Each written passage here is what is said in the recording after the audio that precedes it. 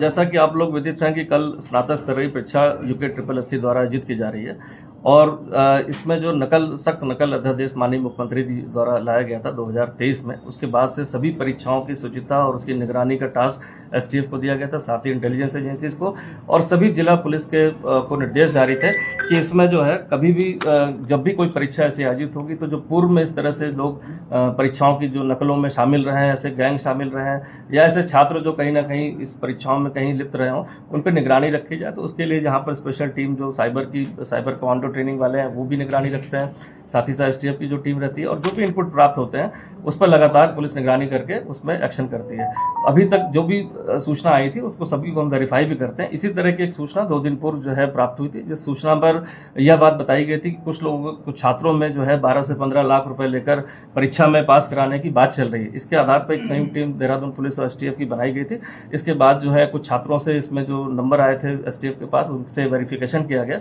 और उस वेरिफिकेशन के आधार पर छात्रों से पूछताछ की गई तो एक संदिग्ध नाम बताया गया कि उनका कोई जानने वाला है, वो इस तरह की बातें करता है कि जो 12 से 15 लाख देंगे तो हम इस परीक्षा में आपको पास करा सकते हैं। इसके बाद की जानकारी में जो टीमें लगी तो उसमें जो हाकम सिंह का नाम आया, इसमें जो लड़का था पहले पंकज गौड़ से पूछताछ हुई। उसने बताया कि वो हाकम सिंह के पुराना जानने वाला है और इस कारण से उससे बात करी थी। और हमारे पास अभी वर्तमान में कोई ऐसी चीज़ नहीं, लेकिन जब ऐसे छात्र दिखे उसको इंटरेस्टेड कि कहीं उनको बरगला कर उनसे कुछ पैसे ले लिए जाए एडवांस में, इस कारण से उसने हाकम सिंह से बात करी और हाकम सिंह से भी पूछताछ इसमें STF द्वारा भी की गई, जिसको विस्तार से अभी SSP STF साहब बताएंगे। देखिए, अभी तक ये दोनों लोग जो अभियुक्त हैं जिनको हिरासत में लिया गया है, इस संबंध में पटेल नगर कोतवाली देहरादून जनपद में अभियुक्त पंजीकृत किया जा रहा है। इसमें इन दोनों के द्वारा कुल 6 छात्रों से बातचीत की गई और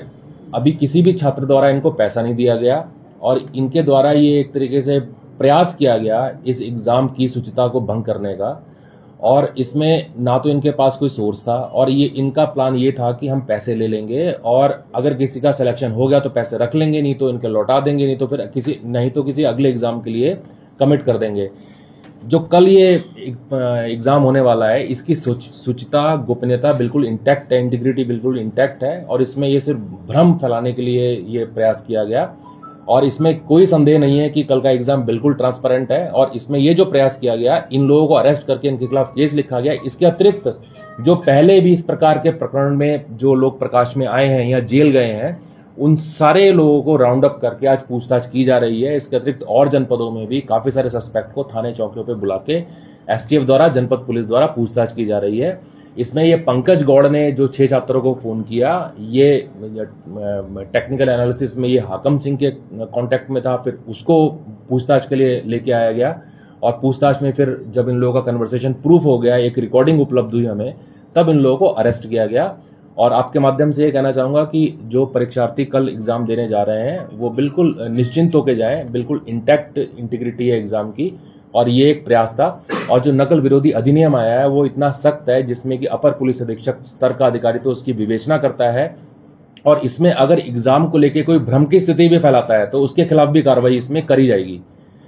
तो इसमें आगे भी अगर कोई भ्रम फैलाता है, इसमें कोई कंफ्यूजन या फेक इन्फॉर्मेशन सोशल मीडिया या किसी माध्यम से फैलाता है तो उसके खिलाफ भी इस एक्ट के तहत कार्रवाई की जाएगी। इसमें मैं एक चीज़ और ऐड कर दूंगा कि जो परीक्षा है, जो भी आयोग द्वारा परीक्षाएं संचालित की जाती हैं और खासकर कल की परीक्षा को भी देखते हुए, बड़ी परीक्षा जैसे देहरादून में 121 सेंटर में 40,000 से ज़्यादा परीक्षार्थी हैं, सभी परीक्षा केंद्र के 200 मीटर की परिधि में कोई भी ऐसी गाड़ी, वाहन, टेक्निकल गैजेट्स कहीं भी अलाउड नहीं, जो रात को भी चेक किया जाता है और सुबह भी प्रातः एग्जाम से पहले किया जाता है। हर सेंटर पर HHMD के साथ महिला और पुलिस कर्मी भी नियुक्त किए गए हैं। साथ ही एग्जाम सेंटर के लिए एक SI दिया गया है। सारे सेक्टर जोन्स में डिवाइड रहता है जो लगातार आकस्मिक रूप से ऐसे सेंटर्स को चेक करते हैं। तो देखा जाए जो टेक्निकली जो काम होता है वो और मैनुअली, ये दोनों काम लगातार हम सारी परीक्षाओं में करते हैं, जिससे कि कहीं कोई इस तरह के अटेम्प्ट करने का प्रयास भी सोचे तो वो सफल ना हो पाए। क्योंकि ये जो सूचना प्राप्त हुई थी, कहीं ना कहीं से ऐसा प्रतीत होता है कि एक अपने इंटरेस्ट में एक व्यक्ति द्वारा जो है, जो पुराना जो जिसका मोडस ऑपरेंडी यही रहा है कि लोगों से, छात्रों से पैसे ले लेना और पैसे लेने के बाद जो है उनको अगली परीक्षाओं में एडजस्ट करने का झांसा देना, तो कहीं ना कहीं ये मोटिव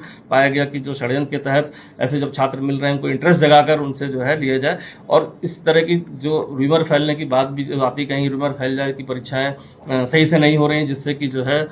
इसमें कुछ वेस्टेड इंटरेस्ट के लोगों को फायदा मिले, तो सारी चीज़ों का भंडाफोड़ इसमें जो पूछताछ तह तक कर ली गई है। इवन आयोग को भी अवगत करा दिया गया, उनके द्वारा भी इसमें सेटिस्फेक्शन बताया गया कि ऐसी कोई सूचना नहीं। आयोग के पास जो सूचना थी वो भी हमें प्राप्त हो गई, जो भी हम इन्वेस्टिगेशन का पार्ट जो इसी से संबंधित थी उनको भी किसी माध्यम से प्राप्त हुई, तो वो भी इसको इन्वेस्टिगेशन में सम्मिलित कर लिया गया। और ये जितने भी छात्र हैं, मैं पुनः अपील करूंगा सभी छात्रों से कि पूरी एग्जाम की प्रक्रिया, चाहे वो स्टार्टिंग से जो पेपर बनाने से लेकर हो, उसके पेपर पहुंचने तक हो, एग्जामिनेशन के दौरान हो, इस सब पर पुलिस प्रशासन और जो एसटीएफ एजेंसी है सभी की लगातार नजर है और कहीं भी इस परीक्षा में किसी तरह का कोई लीक नहीं पाया गया। और साथ ही साथ आयोग को भी सूचित कर दिया और इनके द्वारा भी इसमें सेटिस्फेक्शन। एक चीज मैं ऐड कर दूंगा इसमें, जो हमारे साइबर कमांडोज हैं, हमारे पास साइबर कमांडोज की जो ट्रेंड साइबर कमांडोज की टीम है वो लगातार साइबर स्पेस में इसमें पेट्रोलिंग करते रहते हैं और इसमें सोशल मीडिया को हम मॉनिटर करते रहते हैं और लगातार कर रहे हैं राउंड द क्लॉक। और कोई भी सूचना, कोई भी भ्रम, कोई भी गलत पोस्ट करेगा तो उसके खिलाफ निश्चित तौर पे कार्रवाई की जाएगी। सर